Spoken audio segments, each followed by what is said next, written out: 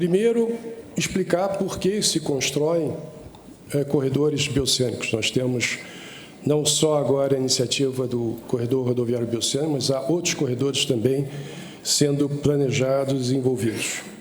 Obviamente, o fato mais relevante é a ascensão do continente asiático como grande parceiro da região, né? Há outros elementos também importantes, como a necessidade de assegurar um abastecimento, uma garantia de alguns insumos básicos que são importantes. Nós vimos durante a pandemia a dificuldade em ter acesso a alguns insumos e a necessidade da região se fortalecer, assegurando uma produção regional para esses insumos estratégicos. Obviamente que esses dois fatores, quando somados, dão mais força ao regionalismo, ou seja, exatamente é a linha mestre da política externa do presidente Lula, fortalecer o regionalismo, estreitar as relações políticas e comerciais entre os países vizinhos, entre os países sul-americanos. E aí eu faço um comentário.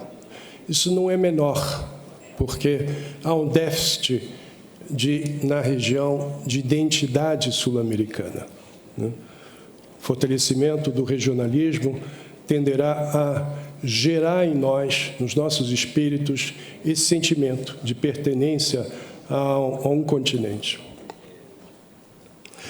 Nesse sentido, os corredores bioceânicos se tornam instrumentais, né?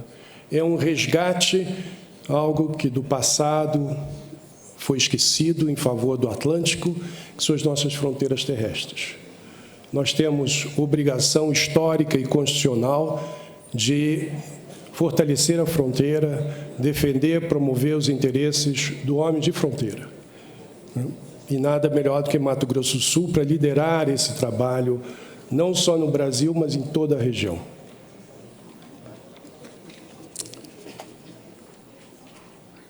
Os corredores também, vocês verão, podem passar a outra lâmina, por favor. Os corredores também respondem a uma evolução do Brasil. Está em processo uma construção de uma nova geoeconômica, em que vemos os estados de fronteira terrestre, extremamente dinâmicos, mas impedidos devido à precariedade da infraestrutura física ou ausência do Estado em desenvolver todo o seu potencial. Passar a outra lâmina, por favor, para vocês verem o que eu estou falando. Aqui só uma explicação do que era antes o corredor rodoviário bioceânico.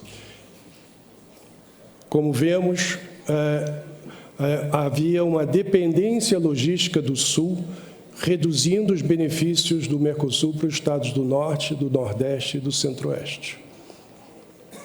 Outra lâmina, por favor. E agora vemos o que será o corredor rodoviário bioceânico. Oferecendo aos operadores comerciais do Centro-Oeste, particularmente de Mato Grosso do Sul, a possibilidade de gerar uma maior oferta, ter preços menores e, obviamente, beneficiar os nossos consumidores, penalizados no passado por uma logística que foi construída a partir dos acordos do Mercosul, mas que nunca beneficiou os estados do Norte, Nordeste e Centro-Oeste brasileiro. Outra lâmina, por favor. Esse é o diferencial. É isso que significa o corredor, né? No caso do Chile, uma redução de 2.120 quilômetros. No caso da Argentina, uma redução de 2.083 quilômetros. No caso do Paraguai, uma redução de 782 quilômetros. Isso é a construção, a consequência, o resultado da construção do corredor rodoviário bioceânico. Outra lâmina, por favor. O impacto isso em custos e tempo, aqui estão os exemplos concretos, redução da ordem de 50% a 70% dos custos de transporte, dos custos logísticos. Imagine o que isso significa para o produtor. Outra lâmina, por favor. Agora, vejam o que está acontecendo no Brasil. São Alame foi um trabalho feito pelo IPEA, né, que mostra claramente o que está em curso no Brasil, que eu chamei de uma reconfiguração geoeconômica brasileira. Estados como Roraima, Rondônia, Acre, com percentuais de 200%, 100% de crescimento das suas exportações nos últimos 10 anos. E vemos Rio Grande do Sul com 38%. Ou seja, algo está acontecendo no Brasil. E, obviamente, que a infraestrutura e a logística têm que estar a serviço, né, e não dificultando o impacto, o desenvolvimento dessas transformações estruturantes. Outra lâmina. Né? Esse é o processo que já foi bem apresentado pelo deputado Zeca. Acredito que em meados, talvez início, segundo semestre de 2025, tudo esteja pronto. Agora, aproveito essa oportunidade, ministra Simone Tebet e presidente Mário, também para indicar que é importante que medidas seletivas venham a ser empreendidas ao longo do corredor. Não há por que negociar a integração aduaneira no âmbito do Mercosul, na LAD. Temos que agilizar a integração aduaneira, e a integração aduaneira será implantada de maneira mais ágil se contemplado os territórios, aqueles que efetivamente têm interesse e efetivamente serão beneficiados com o corredor. Ou seja, a seletividade para a busca de soluções. Outra lâmina, por favor. Isso não é menor. Vejam só o custo que significa ficar com o caminhão parado. 72 horas, R$ 3.373. Uma integração aduaneira plena poderia reduzir o custo do trânsito e do transporte em até 12 vezes. Né? Isso porque teríamos agilidade na fronteira. Aí, algo que acompanha com a agilidade, que é muito importante, que é a previsibilidade do trânsito aduaneiro. Outra lâmina, por favor. Agora, vejam o que é o resultado da logística do passado e o que é hoje o Brasil. Vemos órgãos da Anvisa, do Vigiagro, instalados ao longo da costa atlântica, muito natural, mas um total vazio da presença do Estado nas nossas fronteiras terrestres. Isso é necessário mudar esse quadro. É necessário, de fato, que o Estado se faça presente nas nossas fronteiras. Né? Outra lâmina, por favor. Isso aí, por que o Centro-Oeste tem que liderar também o corredor rodoviário bioceânico?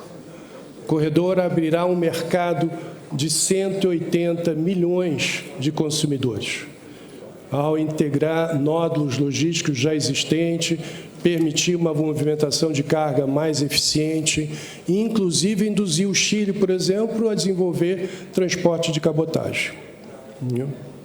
Outra lâmina, por favor. É importante também que se entenda que, na construção do corredor rodoviário bioceânico, não nos limitamos a simplesmente tratar o corredor como um transporte. O corredor, ele é uma plataforma de desenvolvimento econômico-social local. É algo muito mais amplo e profundo, em que uma obra de infraestrutura pode e é capaz de transformar na realidade de comunidade. Muitas vezes, no passado, se construiu uma ponte, um aeroporto, mas se esqueceram as comunidades. Com o corredor, agora vamos, e através de uma governança que foi implantada no âmbito do corredor, implantamos, deputado Marum, inclusive uma rede universitária. Veja só, não existe outro paralelo. Nenhuma outra obra na América do Sul tem acoplado uma rede universitária, trabalhando, apoiando as iniciativas, com estudos, com análises, a implantação do corredor. Outra lâmina, por favor. Então, isso como evoluir exatamente dessa forma, criando sinergia entre as empresas de Campo Grande com outras empresas, e aproveito aqui a oportunidade para agradecer a presença de amigos, empresários argentinos de Jujuy, que estão aqui presentes, acompanhando a implantação da frente parlamentar, para exatamente dizer que, com o corredor, o que nós vimos e veremos com ainda muito mais intensidade, é uma crescente sinergia entre autoridades, empresas e as comunidades, né? Há pouco, apoiei, por exemplo, a visita do governador Riedel à Assunção. A prefeita também esteve em Assunção, né? Vários governadores paraguaios visitaram a cidade de Campo Grande.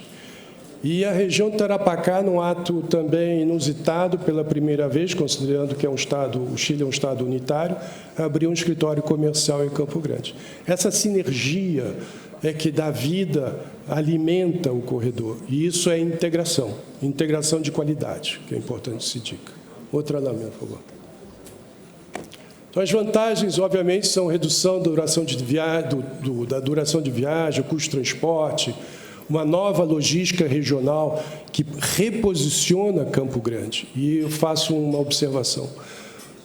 Campo Grande, Mato Grosso do Sul, deixará de ser receptor de carga para ser distribuidor de carga, que é uma grande diferença, né? A obrigar as universidades, como já está fazendo, né, a melhorar a capacitação da mão de obra, a abrir novos cursos de ensino superior, por exemplo, curso de logísticas, que faltava aqui no Estado, né? Vão, obviamente, também levar com que sejam identificados objetivos comuns, né?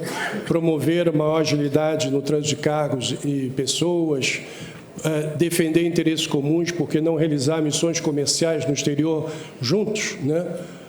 Promover investimentos e parcerias ao longo do corredor. Outra lâmina, por favor.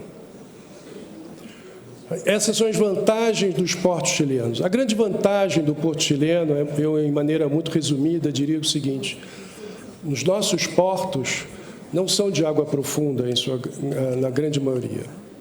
E a acessibilidade dos portos se faz através de canais, né? Obviamente, isso implica dragagem, implica também praticagem. Os portos chilenos são, por natureza, né, portos de águas profundas, sem canais. Aí já temos um diferencial entre os portos chilenos e os portos brasileiros do Atlântico, que é extremamente significativo e impacta nos custos, né? Outra lâmina, por favor.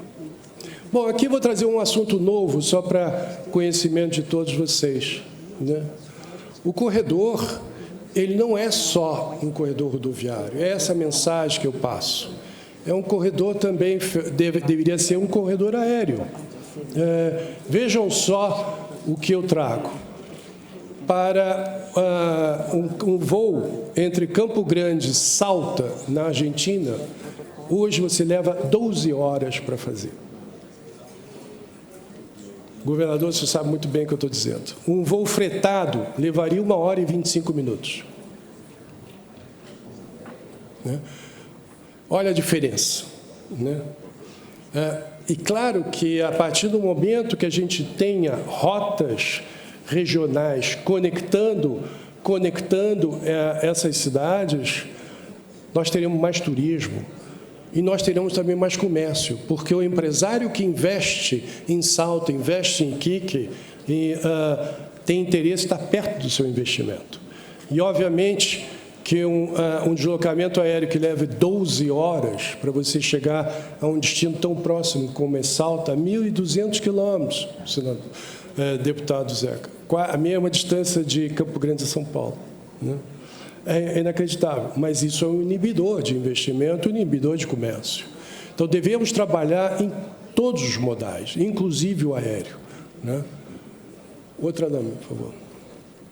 Aí, então, a ideia de custos, e já estamos fazendo um fretamento, por exemplo, de um avião da Embraer E190, 160 mil reais. Não é muito, né? E o retorno desse investimento é extremamente benéfico e palpável, direto para todos, né? Outra lâmina, por favor. Só rapidamente, passando só uns elementos aqui que deveriam ser contemplados também. Outra lâmina, por favor. Veja a distribuição da capacidade de armazenagem frigorificada ao longo do Brasil. Centro-Oeste brasileiro, grande produtor de carne, por exemplo, né, e outros produtos perecíveis, só dispõe de 27 unidades de armazenagem. Um diferencial para o sul e o sudeste enorme. Outra lâmina. Aqui, quando comparamos a oferta de capacidade de armazenagem a frio com a produção, vemos algo que é importante, ministra Tebet. A falta de armazenagem é um inibidor para aumento da produção. O produtor não aumenta a produção porque não tem simplesmente onde armazenar, né? Além também de, claro, afetar negativamente a qualidade dos produtos que são comercializados nos nossos mercados, né? Outra lâmina, por favor. Aqui é importante também, e eu peço ajuda, Zeca, construímos o corredor.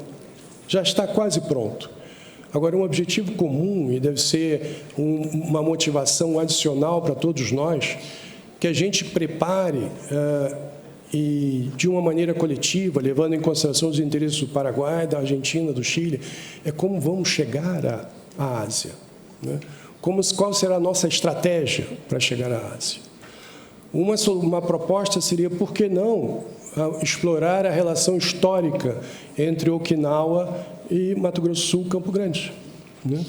Tornando os portos de Okinawa um hub para o corredor, para a América do Sul, para os nossos produtores, né? É muito mais fácil chegar ao extremo oriente da Rússia a partir de Okinawa do que com um navio direto ou um navio fazendo escalas, né? Então, essa logística de acessibilidade ao continente asiático, ela tem que ser construída por nós, por todos, de modo a atender os interesses de todos os países envolvidos. Vamos em frente. Outra lâmina, por favor.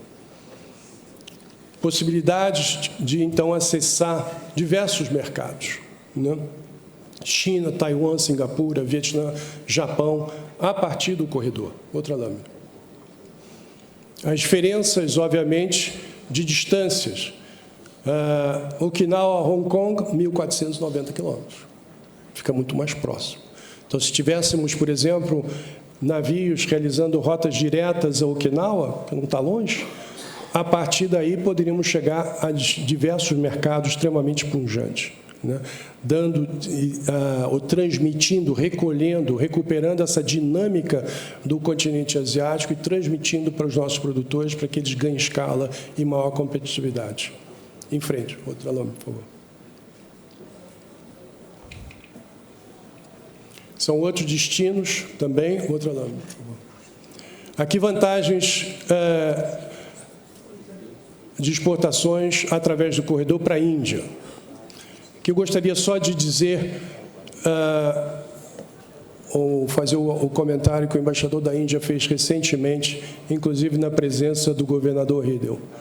O comércio exterior Brasil-Índia é de 15 bilhões de dólares. O comércio exterior da Índia é 1,1 trilhão de dólares. Nós não estamos pegando nem um pedacinho do mercado indiano, né? Então, não é só Índia, não é só China, digo. É todo o continente asiático. Devemos dar maior atenção ao mercado indiano, que é um mercado ascendente, um mercado pujante, no qual nós estamos ainda fragilmente presentes. Outra lâmina, por favor. Indonésia, redução de custos de 20%. Outra lâmina, por favor. Bom, essas são considerações finais. Como dentro do meu tempo, deputado, eu só gostaria de dizer umas últimas palavras. Primeiro, eu faria um alerta, né? No sentido de que o corredor é uma construção brasileira, que atende fundamentalmente o centro-oeste brasileiro, né? Mas nem todos os países da nossa região veem com os mesmos olhos esse projeto. Há iniciativas, por exemplo, nossos amigos argentinos, de levar todos os corredores para dentro do Mercosul. o que seria um enrijecimento, seria um retrocesso significativo, já que estaríamos sujeitos à regra do consenso, a envolvimento de autoridades centrais, excluindo as redes universitárias, excluindo os territórios, excluindo as próprias representações políticas estaduais, né, e locais. Ganhos de competitividade, desenvolvimento local, gera conflitos de interesses, isso é natural. E essas forças que se sentem hoje um tanto prejudicadas podem e vão reagir. Cabe ao Centro-Oeste brasileiro, ao Mato Grosso do Sul e, particularmente, a esta Casa, defender os interesses maiores do Estado, do Brasil e, eu diria mesmo, da sub-região onde passa o corredor rodoviário bioceânico. Também aproveitaria, deputado Zeca, para sugerir, por que não levar a frente parlamentar para parlamentos ou assembleias de outros estados do Centro-Oeste. O Centro-Oeste tem que ser ouvido com mais força em Brasília, né? E nós temos todas as condições de efetivamente promover os interesses fundamentais maiores, não só do Estado do Mato Grosso do Sul, mas do Centro-Oeste brasileiro, e ao fazê-lo do Brasil, né? Acho que